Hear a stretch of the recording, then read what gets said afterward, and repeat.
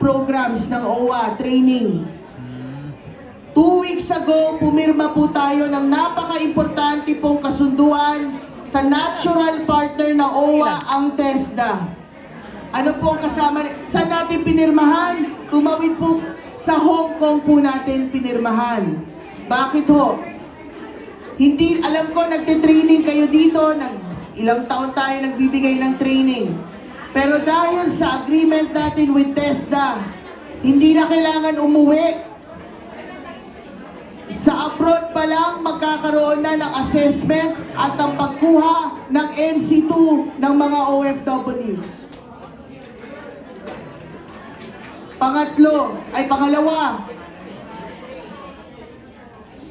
Okay lang po yan.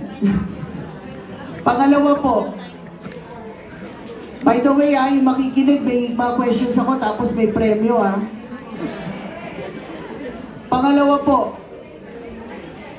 Alam niyo naman na ang OWA ay nagbibigay ng scholarship sa mga anak ng OFW. 15,000 po na anak ng OFW ang pinag-aaral ng OWA.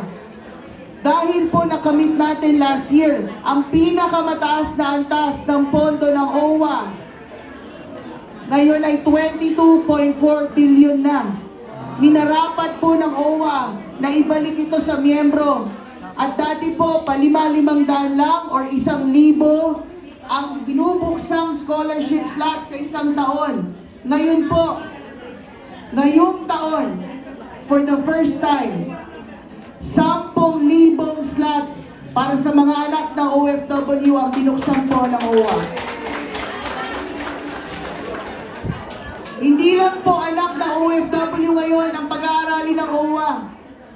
Last year po, 1 year ago, nung ako po'y naatasan, mula maging Undersecretary ng Department of Migrant Workers at ngayon Administrator ng OWA, pinangako ko po sa OFW, ang scholarship dapat para rin sa OFW.